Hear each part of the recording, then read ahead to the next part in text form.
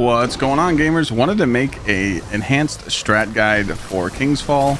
I've been running it pretty much every single week now with chat, and I've been discovering some cool things about each encounter of this raid. In the beginning here, I've noticed that if you're on a warlock, you can do cool things like float in the air, where I just was with a bow, and clear ads for this left and right side. But what if your teammate dies right here? What if they can't shoot the door?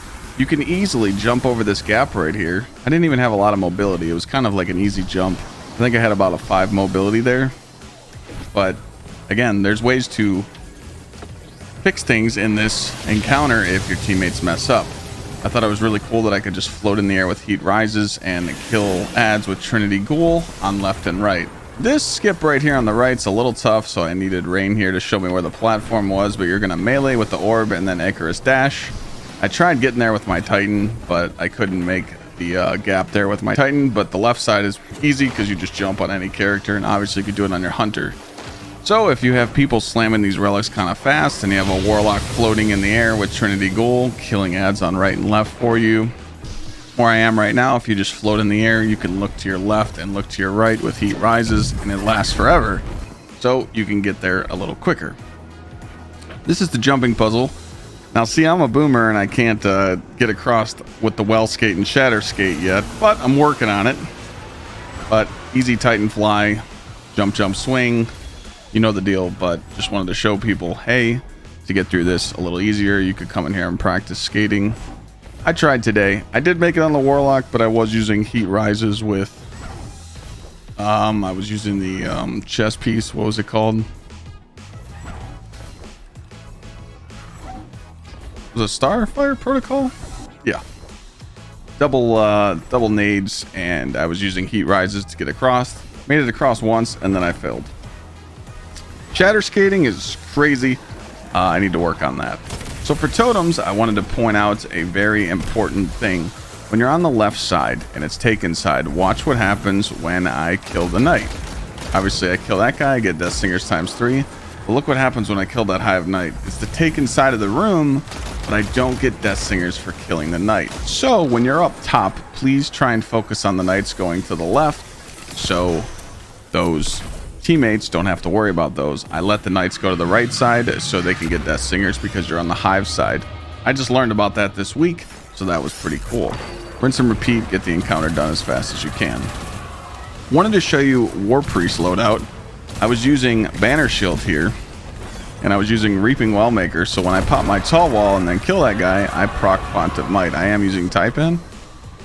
So what's happening here is that I'm always making sure that I can refresh my buff whenever I need it. If I pop a Tall Wall, I can kill my Knight, rinse and repeat. I know some people have been DPSing on stage using rockets and Izanagi, but I've found just standing here on the right side, tucking back like we are, head glitching the boss because he head glitches us here.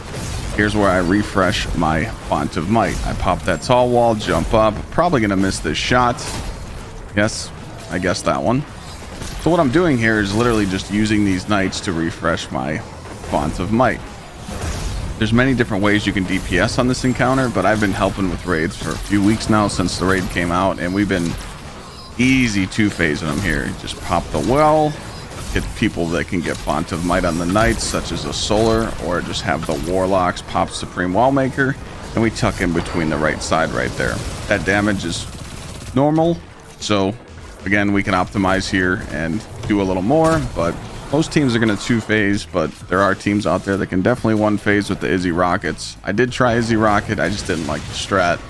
The reason why I don't force the plates here, so pretty much what happens is when damage starts, when the glyph sequence starts with the plates, left and right can step on the plate, and middle can step on, then step off, and then step on again. The reason why I don't do that is because I like people learning the mechanics, because when Master Mode comes around, I feel like we're going to want to know where these knights are to do the challenge, because it's a pain in the ass.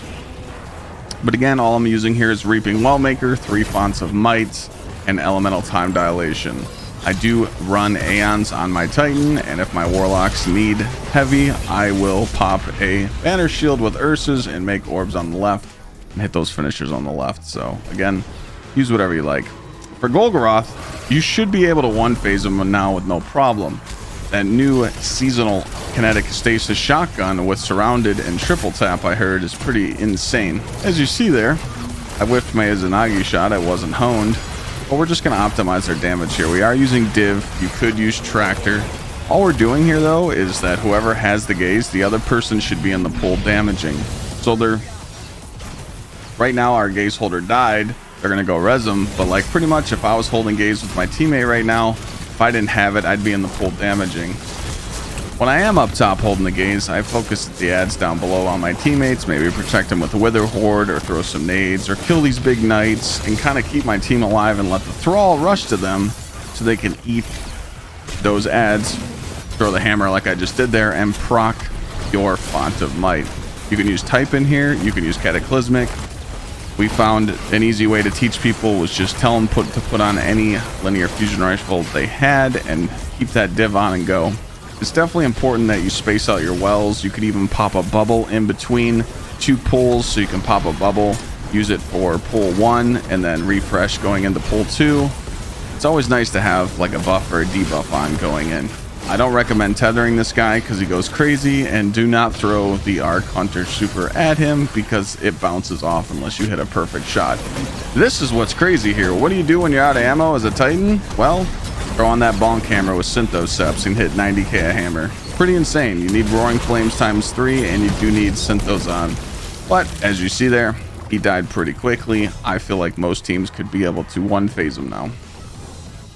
We all know this dick wall's bumped you into the wall way too many times, but I wanted to show you what happens if your teammates fall behind. All you need is one person to make it up to the top. Once they hit the top platform, the platforms below actually do spawn.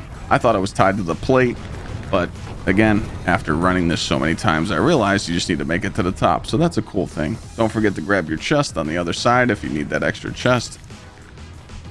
Pretty simple there. Sword fly across, shatter skate, well skate, or just float across like the warlock does. For daughters, we're killing the green one first. Yes, that's right, the green one. The reason why is watch when the green witch dies first. This is the fastest farm for this encounter. The second round starts right away and you avoid the flashbang. So right now I'm going straight to the plate, telling my runners to get on and go, and we're setting up for the next daughter, and we smash her. Hotheads. We had 4 hotheads on, 1 Galahorn, and Divinity. So this is your fastest spoil farm. As you see, I had the clown cartridge on with Trinity and Secession. Have fun. For Oryx, I just wanted to show you guys an easy skip. So what I've been doing here is that we have all the ogres spawn, we kill all the ogres and all the light eaters, and then we do this run skip. I feel like this is going to help people even in challenge mode. The daughters aren't there anymore, so I can jump up. The reason why I think this is important is because if I'm standing on the plate with the person that's on the plate and we're waiting for the person to jump on the other plate so I can go get the relic, I have a chance to die or hurt my teammate because Oryx is shooting me. Oryx and the daughters always shoot the people that are torn. So this nice little run skip right here is nice because you can control when your next teammate gets torn, or not even jump up until all the ogres and the light eaters are dead. And that's going to help you with Oryx challenge, because Oryx challenge is you can't shoot the same ogre or light eater the whole fight. Damage was the same, we just used Font of Might, Div, Cataclysmics. I just wanted to show you something here with the final stand bombs. You're going to want to do this for Master. Space them out. Only get 1 bomb at a time. A lot of people come into chat and they didn't even know you could do this. So please detonate the first bomb. Make sure both ogres are dead. Going into your second bomb phase when he actually goes to reach for the darkness again in Master mode. Final stand might be a problem. So I just wanted to show you how to space it out. Hopefully these tips and tricks helped you, and I'll see you next time. Peace!